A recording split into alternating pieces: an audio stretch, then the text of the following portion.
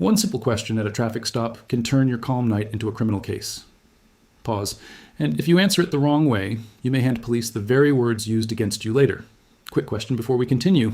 Are you subscribed? Because what I'm about to reveal could save you from a life-changing mistake during a police stop. Hit that button now and make sure you never miss these legal updates. Imagine this. You're driving home.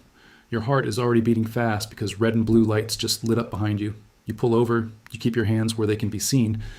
The officer walks up, looks inside and asks, "Is that registered?" Seems simple, right? Just say yes if you think it is, or say no if you're not sure. Maybe explain where you bought it. Maybe tell the whole story. That is exactly where people get into trouble. Here's what most people get wrong. They think that if they are honest and friendly, the stop will go smoother. Sometimes it does, but sometimes that friendly answer becomes a statement, and that statement becomes evidence.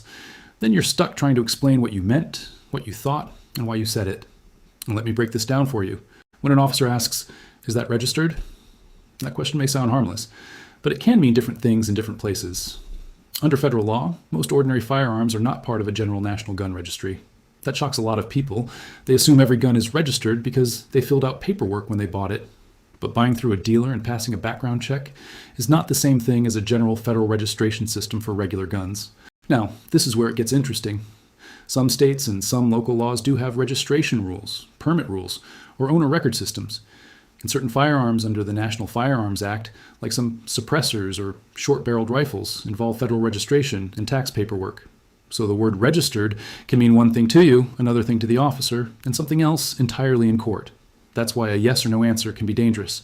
If you say, "Yes, it's registered," but you are using that word loosely, you may be making a statement you cannot prove on the spot. If you say, "No," because you think the question does not apply to your state, that answer can still create suspicion. If you start explaining, you may talk yourself into a corner without even knowing it. But here's the crazy part.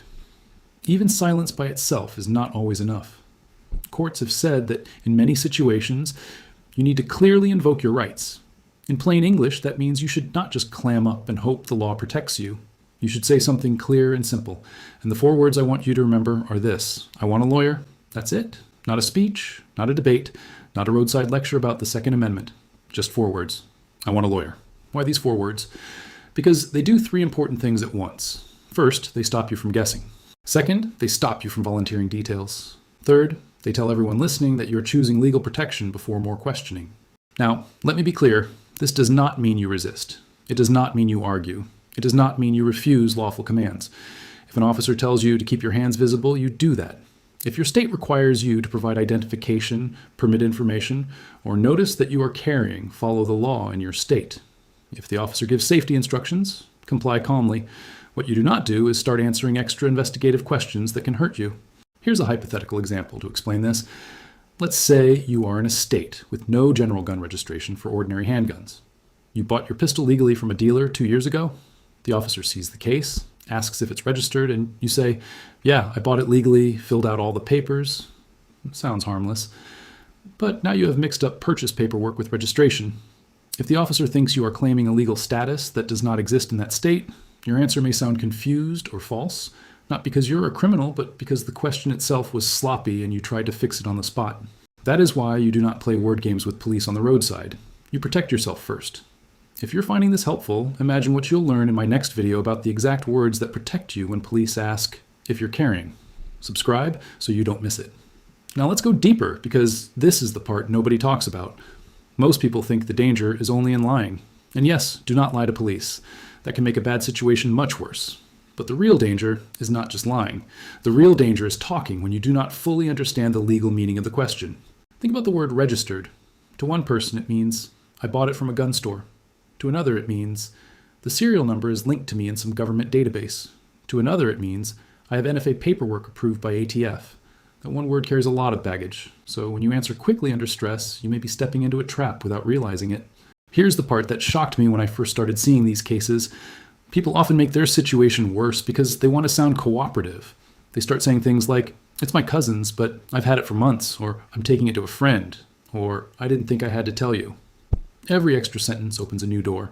Now, police may want to know who owns it, how it got there, whether you can possess it, whether you cross state lines, whether there are other firearms, whether you consent to a search, and whether your story changes later.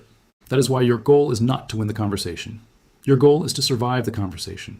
So how should this actually look in real life? Picture the stop again. The officer asks, "Is that registered?" You keep your voice calm, you keep your hands still, you do not make sudden movements, and you say, "I want a lawyer." If the officer asks again, repeat it. "I want a lawyer." If the officer keeps talking, do not get pulled into a back and forth. Say, "I want a lawyer." Calm, respectful, short. Now, quick legal note. This is educational information, not legal advice. Always consult an attorney for your specific situation. Let me add something very important here. If you're not free to leave and police are questioning you, asking for a lawyer is one of the strongest protections you have. If you are in a casual encounter and not under arrest, the legal rules can get more complicated, but the practical point stays the same. Do not guess, do not explain, do not volunteer information about ownership, paperwork, or where the gun came from unless your lawyer tells you to. Now, some of you are probably thinking, but won't asking for a lawyer make me look guilty? No, it makes you look smart. Police deal with guilty people, innocent people, nervous people, and confused people every day. Your rights do not disappear because someone thinks invoking them sounds suspicious. In fact, many innocent people get in trouble because they think only guilty people ask for counsel. That belief has hurt a lot of good people. Most people think innocence speaks for itself. The truth is, innocence often speaks too much. Let me give you another hypothetical. Say you have an NFA item with approved paperwork. The officer asks, "Is that registered?" You know you actually do have paperwork. You may feel tempted to launch into a full explanation. But wait, there's something even more important. The issue may not be just registration. It may be whether you are allowed to possess it there, whether transport rules were followed, or whether the officer even understands what he is looking at. If you start teaching law on the roadside, you can still create confusion that hurts you later. Same with a state that has registration rules. Maybe the firearm is properly recorded. Maybe the record is delayed. Maybe the officer has incomplete information. Maybe the firearm belongs to someone else in a lawful way. None of that gets better because you try to freestyle your way through a legal interview. And let me say this plainly. If an officer gives a lawful order, follow it. If told to step out, step out. If told not to reach, do not reach. If asked for documents you are legally required to provide them carefully and tell the officer where they are before moving. Your rights and your safety both matter. Never make sudden movements around a firearm. Never try to educate an officer with your hands. Hey, 73% of people watching right now aren't subscribed. Don't be part of that group. Join the gun owners who get these updates first. Click subscribe and stay ahead of mistakes that can cost you everything. Now let's talk about the biggest mistakes people make after hearing advice like this. Mistake number 1 is turning 4 words into 40. They say, "I want a lawyer because this gun is legal and my friend sold it to me and I have the receipt somewhere." Stop. You just canceled out the protection by volunteering more facts. The power is in the short answer. Mistake number 2 is arguing the law on the roadside. This is a huge error. The shoulder of the road is not a courtroom. The officer is not the judge. You do not get points for winning a debate next to your car door. Mistake number 3 is consenting to a search because you think saying no sounds bad. If police have legal grounds, they will do what the law allows. But you should not make their job easier by giving away rights. You still have. Do not casually say, "Go ahead, I've got nothing to hide." People say that every day, then they regret it. Mistake number 4 is joking. Never joke about guns during a stop. Not once. Not even if you think it lightens the mood. Stress plus sarcasm is a terrible mix. Mistake number 5 is forgetting that your body language talks too. If you are looking around, reaching fast, talking over the officer, or acting angry, the whole stop becomes more dangerous. Calm wins, slow wins, clear wins. So what should your simple game plan be? First, pull over safely. Second, keep your hands visible. Third, follow clear safety instructions. Fourth, provide only what the law requires in your state.